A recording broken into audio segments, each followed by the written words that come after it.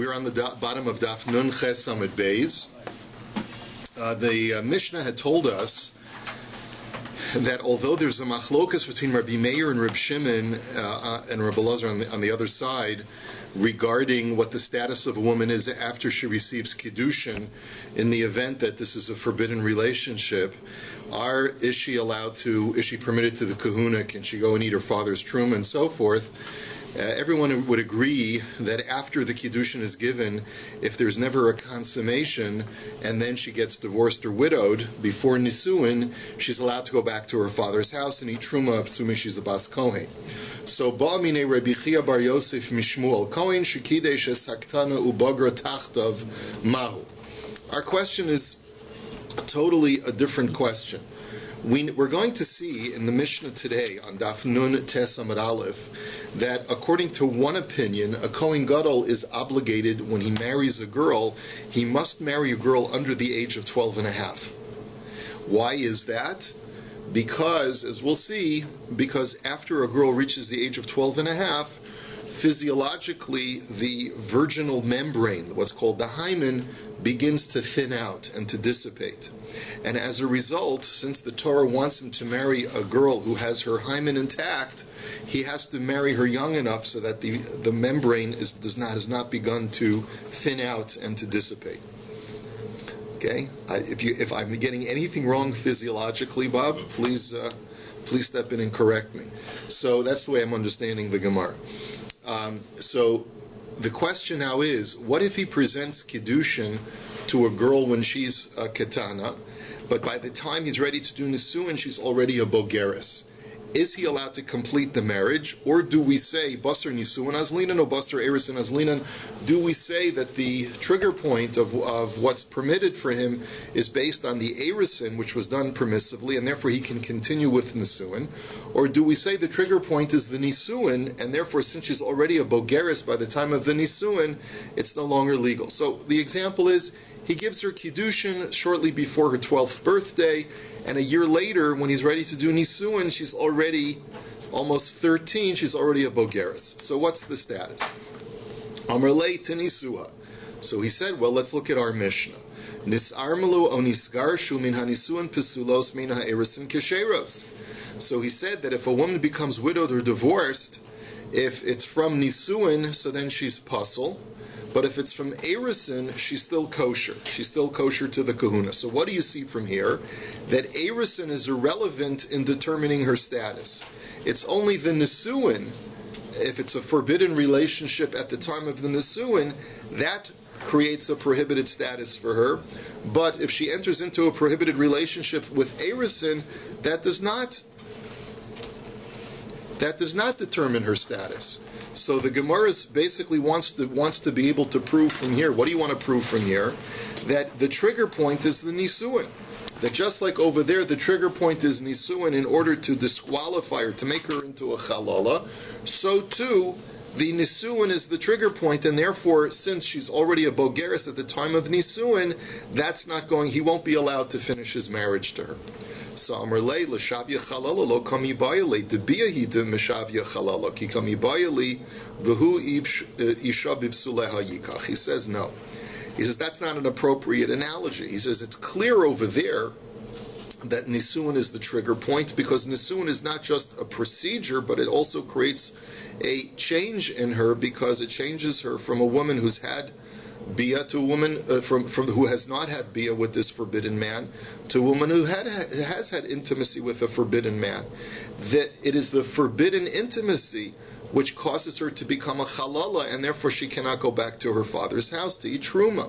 So that's not an apt analogy. What here we're talking about is where she hasn't entered into a forbidden physical relationship. She's just gotten older. So maybe that's not necessarily the way to compare them.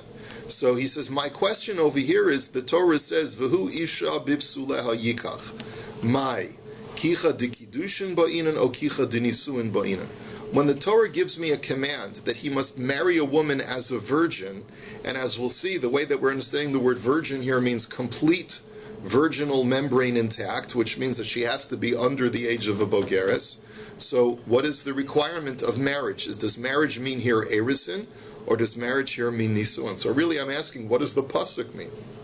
So it's got nothing to do with our Mishnah. So Amar Lei Hanami to nisua. Well, he says, well, if you're looking at it that way, then I can go to the other direction that's already explicitly in a Mishnah. It says, and we'll see this later on, Irei says ha'almana, v'nismana lios kohen gadol yichnos. We're going to see a Mishnah which tells us that, let's say a Kohen is a regular Kohen, regular guy, and all of a sudden he gets elected to be the Kohen Gadol. But there's only one problem. He's already married to a widow. He gave Kiddushin to a widow, and a Kohen is allowed to marry a widow, but a Kohen Gadol is not allowed to marry a widow. What if he already gave Kiddushin to a widow when he was a regular Kohen? He has not consummated the marriage yet, and now he's elected as the Kohen Gadol. Is he allowed to consummate with the Almana? So the Mishnah says yes. Since he married her with Kiddushin in a permissible fashion, he's allowed to consummate that marriage even though now he's a Kohen Gadol. So what do you see from there? You see that the trigger point is the Kiddushin. Because over there, since he married her in a permissible fashion at the time of Kiddushin, it's irrelevant what her status is by the time of the Nisuin. And so to say the same thing over here by a katana who becomes a bogeres. Since he married her in a permissible fashion at the time of Kiddushin, it's irrelevant what her status is as a bogeres by the time of the Nisuin. And therefore I'll go to the other direction and I'll tell you that it's perfectly fine. So the Gemara says, no, maybe shiny hasam dichsiv yikach isha. So the Gemara says, no. You have extra verbiage in the pasuk when it talks about the law of marrying a besula. The second pasuk that talks about marrying a besula says, Ki im besula me'amav yikach isha. The words yikach isha are totally superfluous because we know we're talking about marrying a woman. So what are they there for? It's to come and reinforce the idea that when it comes to a woman that the Kohen Gadol has already presented Kiddushin to, the only woman that's limited, in other words, the word Yikach Isha is a limitation on this law. And it's telling me that the only limitation is if at the time of Kiddushin she's an Almana. But if at the time of Kiddushin if at the time of Kiddushin it's a forbidden relationship of an Almana to a Kohen Gadol. But if at the time of Kiddushin he was not a Kohen Gadol, so then it's not then he's allowed to go through with it. And therefore the words Yikach Isha in some way, we'd have to analyze it further, but in some way add that extra dimension. But maybe that's only true when it comes to an Almana to a Kohen Gadol. How do you know that it's true with a Bogeres to a Kohen Gadol? Maybe only by an Almana to a Kohen Gadol, since the Kiddushin was done in a permissible fashion, he's allowed to continue it. But maybe that's not true because this extra verbiage only applies to the case of Almana to Kohen Gadol. So the Gemara says, but wait a minute, you have extra verbiage by this pasuk too, because it says Hachanami ksiv Isha. It says at the very beginning, V'hu Isha bivsuleha yikach. Maybe the word Isha is coming to tell me that as long as she's an Isha, he's allowed to marry her. And therefore, even though when he gave her Kiddushin, she was a Ketana, but now that she's a Bogeres, maybe just like we have a special heter from the word Isha in the second pasuk that tells me that as long as he gave her Kiddushin in a permissible fashion, he's allowed to go through with it, so too over here, as long as he gave her Kiddushin when she was a Ketana, he's allowed to consummate even though now she's a Bogeres. So the Gemara says, no. Echas velo shtayim. In response to that, the Gemara says, no, we only have a Mesorah, we only have a tradition that only one of those words, Isha, is usable for a drasha. In other words, you need to have some kind of tradition that you can extract a word from a pasuk and derive a halacha from it.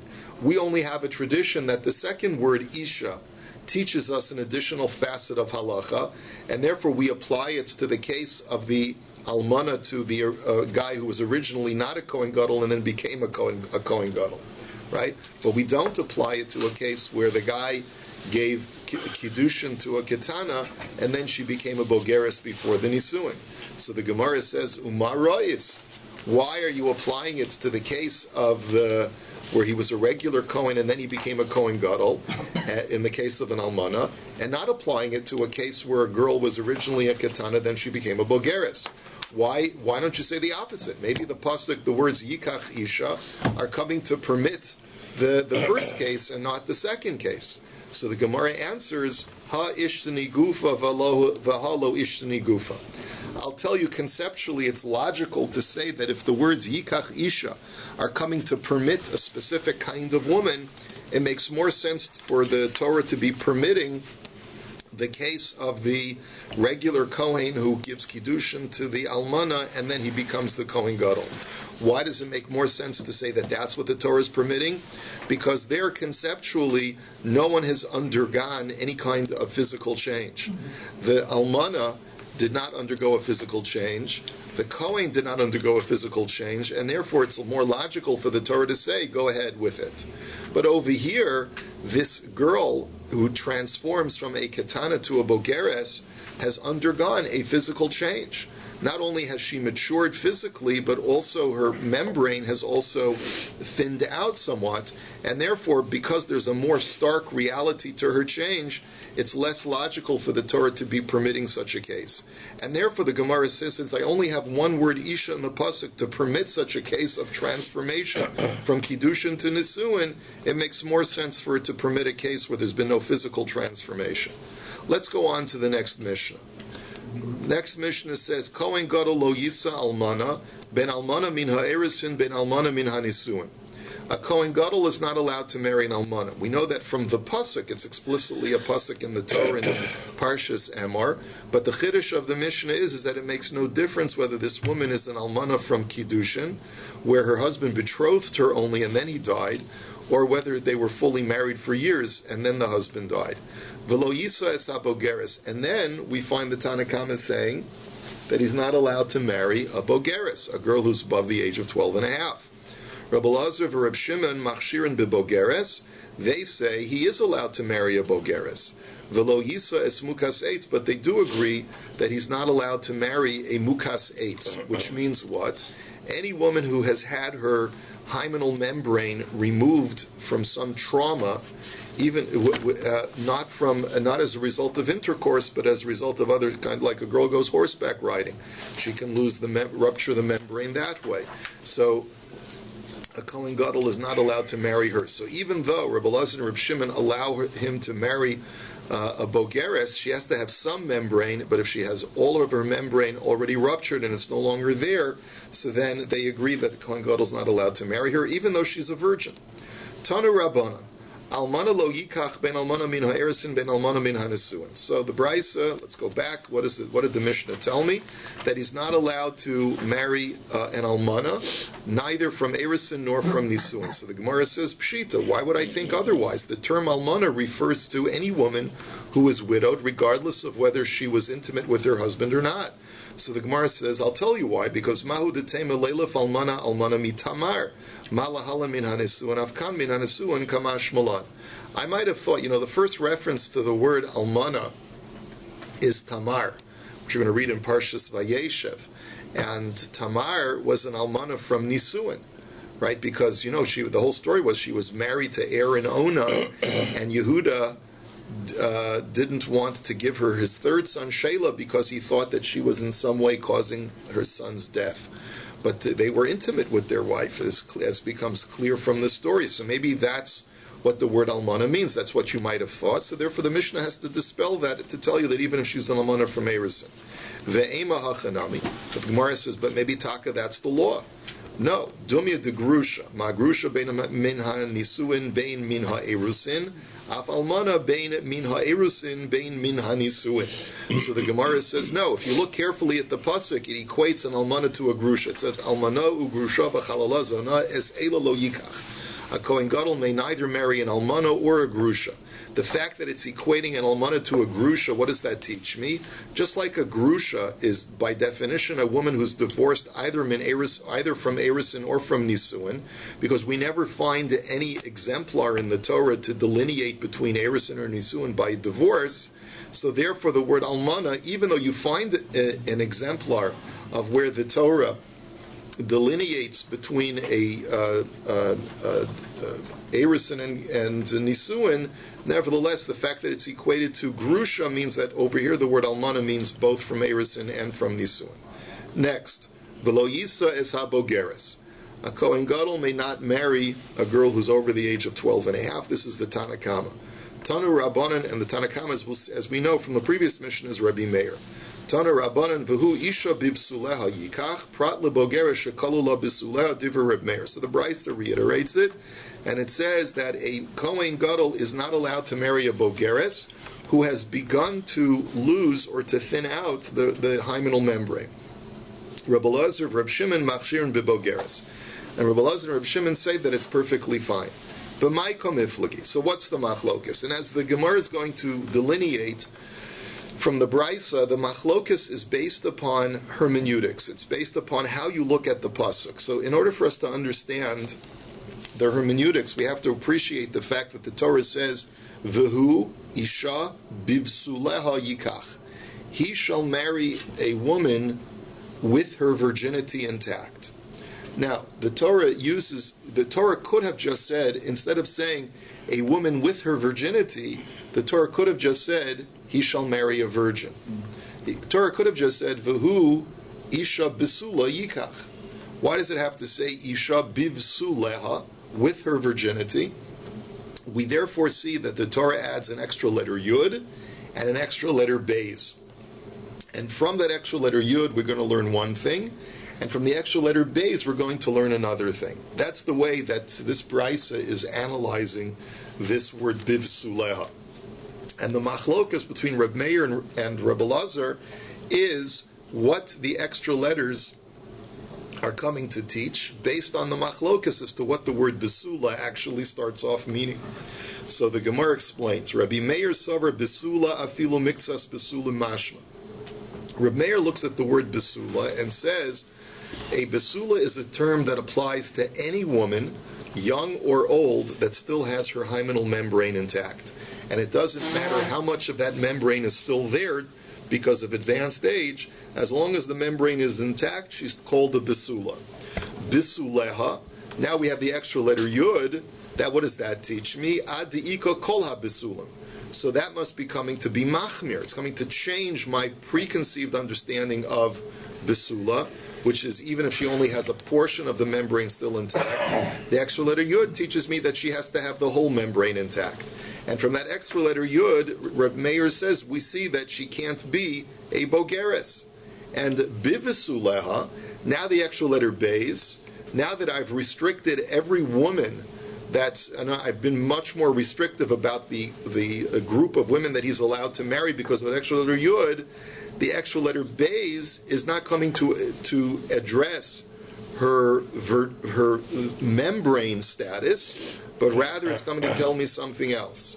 B'chedarka in shelo kedarka lo. It's coming to actually tell me a kula, bivsuleha.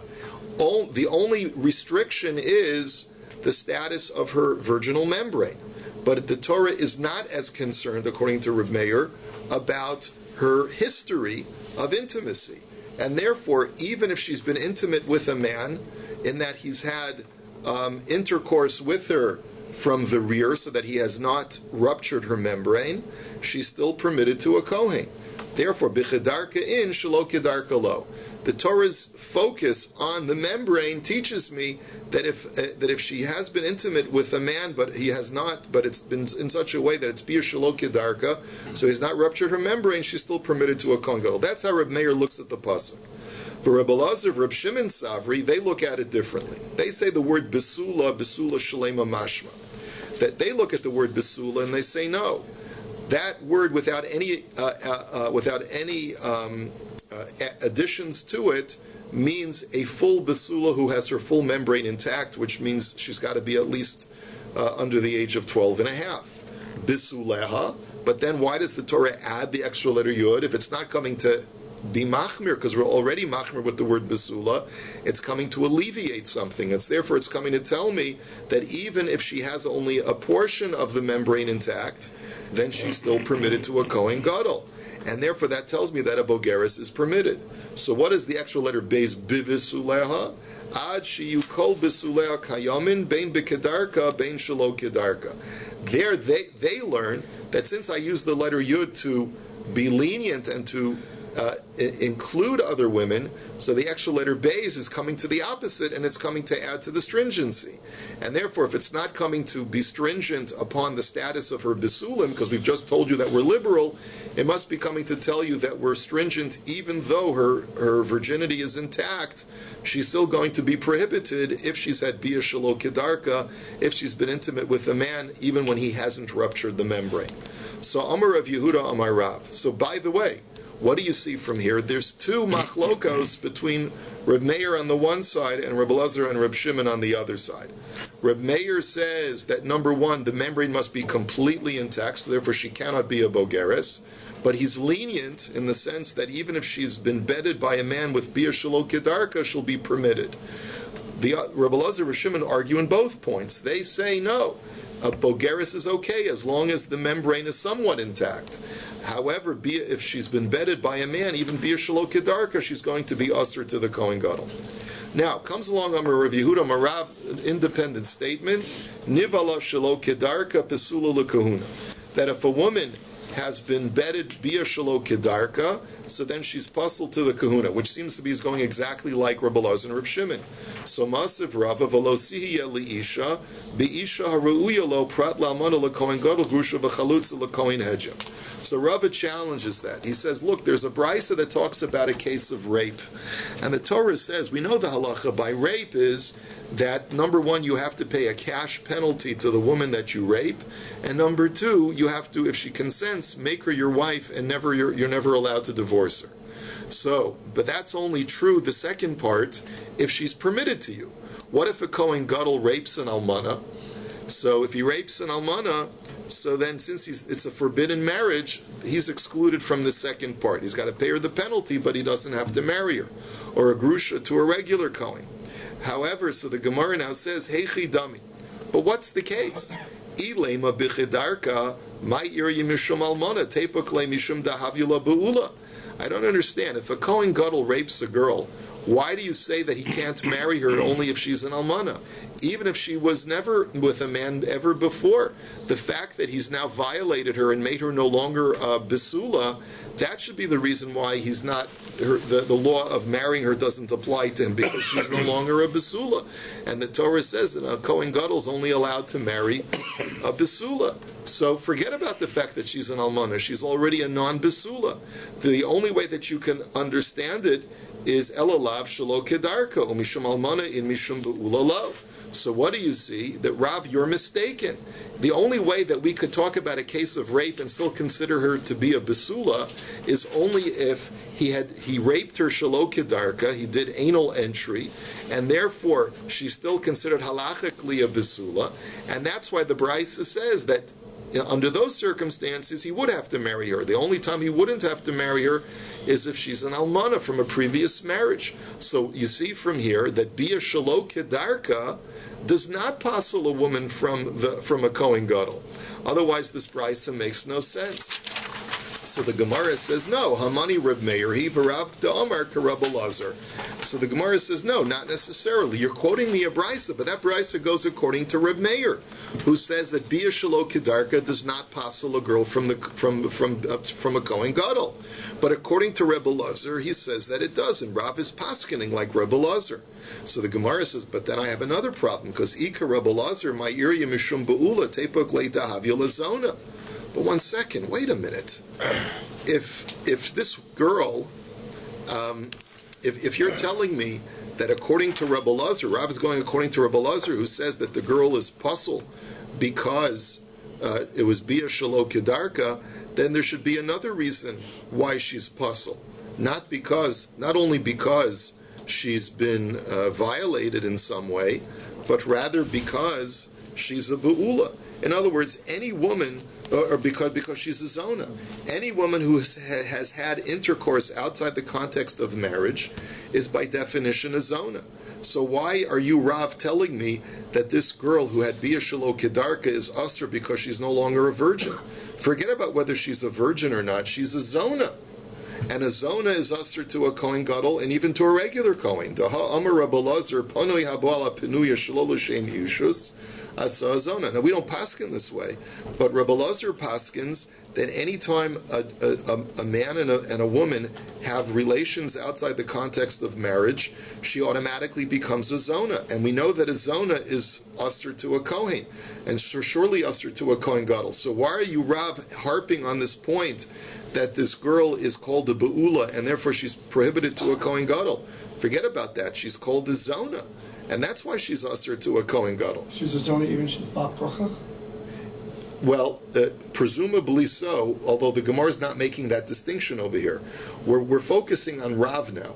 Rav had said that if a girl had Bia Shelo Kedarka, then, yeah, the Gemara seems to be assuming that. Otherwise, the Gemara could have made that distinction.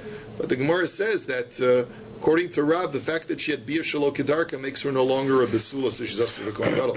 What about the fact that she's a zona? So you want to answer. Reb David wants to answer. Well, maybe she was raped, but that still seems to make her into a zona. Unfortunately, yeah. So the Gemara says, Amar of Yosef kagon shenivala libehema dahasa mishum beula ika mishum zona leka. Oh, so you know what Rav was talking about? You're right. If she had relations with a human being, she would be a zona. But what Rav's talking about is that she had anal intercourse with an animal, and so in that situation, she's not a zona because that's not called intercourse as far as making her into a zona, but she is no longer called a virgin, and that's why the Kohen Gadol can't marry her. So Amar le'abaya mimonav shach ibu'ula havya zona nami havya v'zona lo havya bu'ula nami lo havya. I don't understand how you can make that distinction. Intercourse is directly related on her status as a zona. So if being mounted by an animal is called bia, is called intercourse, then it makes her into a zona. If it's not called intercourse, then it shouldn't make her into a zona. So mimonav shach, how can you tell me that she's no longer a virgin because she had intercourse, but she's not a zona? The two go hand in hand. If it's called intercourse, then she's also a zona. So the Gemara says, "V'chitei mamida dahavya mukas eitz shelo kedarka." Maybe you'll tell me like this: well, I can have a situation where a woman's not a virgin because she no longer has the hymenal membrane, and yet she's still called a virgin, and yet a Kohen Gadol's not allowed to marry her. She's certainly not a zona. So the example is: what if a woman has a trauma which ruptures her membrane? And in that situation, we just said, the Mishnah said, a Kohen Gadol's not allowed to marry her, even though she's not a zona. So maybe say the same thing too by anal entry, that if a girl had trauma, let's say from an animal, right, because an animal mounted her, maybe that's like being a mukas eitz. It's no different from having any other kind of trauma of something rupturing her membrane from the front, and therefore. That's what makes her puzzle to a Kohen Gadol, not because she's a zona, not because she had intercourse, but rather because the animal entered into her just like a stick would enter into her and rupture her membrane. The Gemara says you can't say that because in Cain, ein lecha isha shekesher lekahuna shelo nasis mukaseitz al yedei tzuror. The Gemara says no. The thing that makes a woman a mukas eitz, puzzle to the kahuna, is not that there was any kind of entry into her body from a foreign object. That's not what makes her a puzzle to the kahuna, because if that were the case, what are you going to say? Anything that enters into her anal cavity is going to render her no longer permissible to a kohen? He says, well then, there's never going to be a girl who can marry a kohen, because anytime a girl goes to the bathroom, she's going to end up wiping herself with something that enters into the anal cavity. So then no girl is ever going to be permitted to marry a Kohen Gadol. So therefore you have to conclude that this whole idea of a mukas eitz is not that something foreign entered into her body, but rather that the membrane is ruptured. From the rear, there is no membrane, and therefore the only thing that could render her puzzle to the kahuna from anal entry is actual intercourse. So we're back to our original question. If an animal mounts her, it's either intercourse, which renders her a zona, or it's not intercourse, which there should not make her a problem to a Kohen Gadol at all. So Ela Omar Rebbe Zera Bimima Enes. You're right, we're not talking about an animal, but rather I can give you the following scenario where she is not a Zona, she is not an Almana, she is not a Grusha. The only thing that she is that she's a non-virgin because of Bia Shalo Kedarka. What's the scenario? A girl who does not have a father, and therefore the Chachamim permit her to have a rabbinic marriage, which can always be terminated retroactively through a process called mi'un, where she goes to the base and says, I don't want to be married to this man anymore. So now, anytime she has intimacy with her husband, that's not going to make her into a zona because it's in the context of marriage. But if she goes ahead and does miyun after her husband has had bia shalo kedarka with her, so her hymenal membrane is still intact. She is still, from the front, she is still a virgin. She is not a grusha, she's not an almana because she's terminated the marriage retroactively. And she's not a zona because she only had intercourse in the context of marriage. So therefore, what is she? The only thing that you could argue is that the husband had anal intercourse with her to make her no longer a besula, according to the requirements for a Kohen Gadol, the way Rebbe Lazar learns. And that's what the case that Rav was addressing, saying that even though she's not a zona, and even though she's not a grusha, but she still is no longer a besula for the purposes of a Kohen Gadol. Let's go on to the next case. Amar of Shimi Barchia, Nivala lebehema keshera lekahuna. Going back to that case of being mounted by an animal, he says that if she has relations with an animal, she's kosher to marry a Kohen, even a Kohen Gadol. And Tanya Nami Hachi, and the Brisa supports this. Nivala lemi she'eno ish, right? And by the way, this is even when it's frontal entry, Rashi points out, if you learn that a mukas eitz is allowed to marry a Kohen Gadol. In other words, even though our Mishnah had said that a mukas eitz is not allowed to marry a Kohen Gadol, Rashi says, Uman deshar b'mukas eitz shariba, if you hold that she's allowed to marry a mukas eitz, that the Kohen Gadol is allowed to marry a mukas eitz, a woman who has her membrane ruptured, so the animal is no different from a stick entering into her and rupturing her membrane.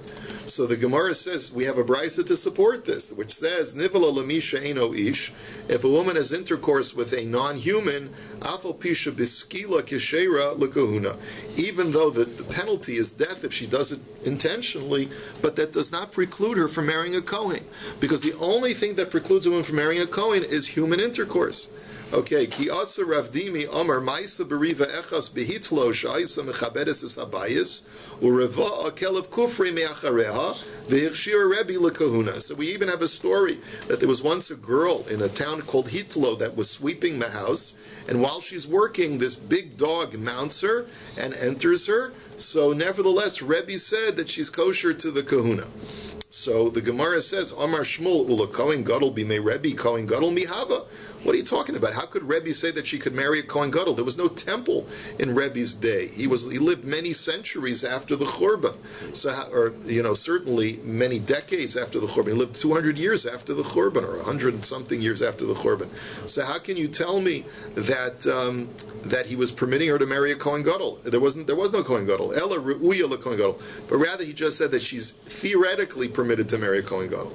Armale Rava Miparkin le Rav Ashi. So this rabbi named Rava Miparkin asked Rav Ashi the following question: Minaha milsa da'amar rabbanan ein znus lebehema. Where do you see that an animal's entry into a woman does not render her a zona? Dichsiv lo savi esnan zona umechir kelev. Because we know that the Torah has a prohibition. It prohibits two things, two types of animals that are prohibited to be brought as a korban. One is called an esnan zona, which means that if I barter a woman's prostitution services for an animal, that animal is permanently precluded from being brought as a korban. The second kind of animal is if an animal is bartered for a dog. So it's a desecration of the animal, and the animal therefore cannot be brought as a korban. But utanan, esnan kelev umechir zona mutarim shenamar gam shneim shnaim velo arba'a. But if the Torah only prohibits those two cases, what if you were to mix and match those cases, and instead of an esnan zona and a mechir kelev, you did an esnan kelev and mechir zona? What do those two cases mean? And esnan kelev is if you barter with a woman in exchange for her having sex with an animal, you will give her an animal. So that animal that you give her as payment for her having relations with a dog, that is permitted, that animal. That the Torah does not prohibit. And so that's called esnan kelev. And what is mechir zona? Mechir zona is that if you sell a woman slave as a zona for an animal, that animal is not prohibited as a carbon. Those are the two. So the fact that the Torah only prohibits two, it does not prohibit four, teaches you that. So why is that animal not called desecrated, even though it was exchanged for a woman having sex with an animal? The answer is because a woman having intercourse with an animal is not called an act of znus, and therefore the animal has not been desecrated. Tana Rabbanan, anusas atzma umafutas atzma lo yisa vimnasa nasoi. Anusas chaver umafutas chaver lo yisa lo yisa. So the Brisa starts off by telling me that if a Kohen Gadol rapes a girl or seduces a girl, he's not allowed to marry her because she's no longer a besula. But if he ends up marrying her, so then b'di'evet he's allowed to marry. So the marriage is a marriage. But if a Kohen Gadol ends up marrying a woman who had been previously raped or seduced by his friend, so therefore she's no longer a besula, then he's not allowed to marry her. V'im nasa, and if he does marry her, Rabbi Eliezer ben Yaakov Omer Havlad Chalal, v'chachamim Omrim Havlad Kasher. Then Rabbi Eliezer ben Yaakov says that the offspring is a chalal, because it's no different if he marries a grusha or an almana. Just like over there, the child is a chalal, is a pasul kohen. So too, if he marries any non-besula, even though her reason for being non-besula is not in the context of marriage, so too the child is rendered a chalal. But the Chachamim disagree, and they say a halal is only a product of marrying an almana or a grusha, but not marrying a woman who's not a besula.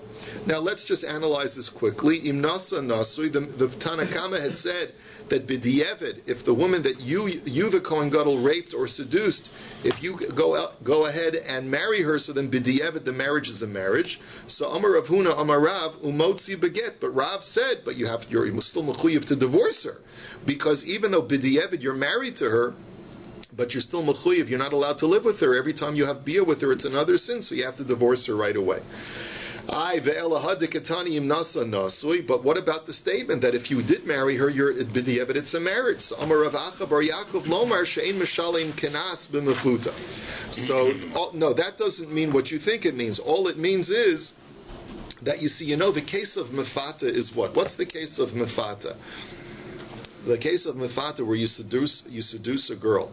The Torah there says you have to pay cash to her as a penalty, but you can avoid the penalty if you marry her. It's different from onus. By onus, you have to pay the penalty and marry her. But by mefata, where she was a seduction, not a rape, you either pay her or you marry her, either one. So all Rav is saying is that b'di'evid, if you married her, the Kohen Gadol married her, and then so in order to get out of the payment, so you're patur from having to pay, but you still have an obligation to divorce her. That's all the statement of the Brisa means. Asal Rav Gevia mi Beikasil Amr Lishmaita Kamei de Ravashi.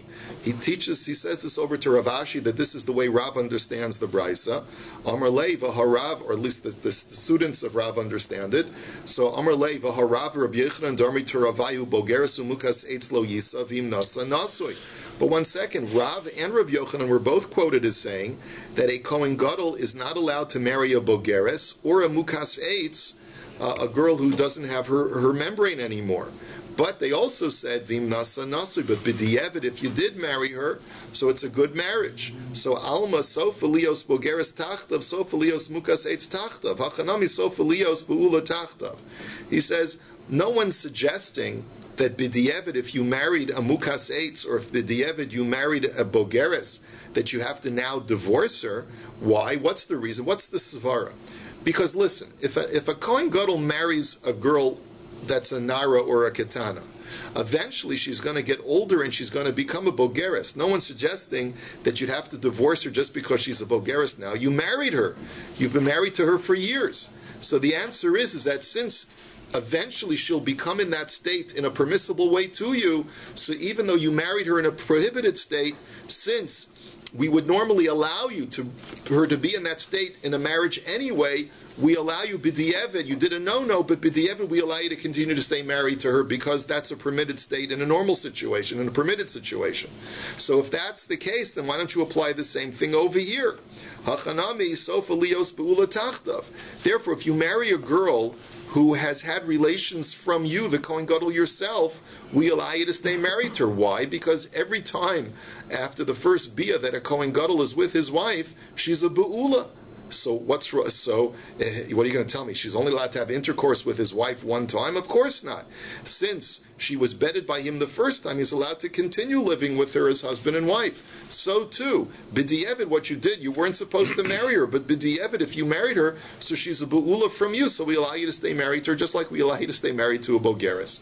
So therefore, to tell me that he's obligated to divorce her doesn't make any sense, according to what Rav himself said. The Gemara says, you're right, kasha. Okay, have a wonderful day.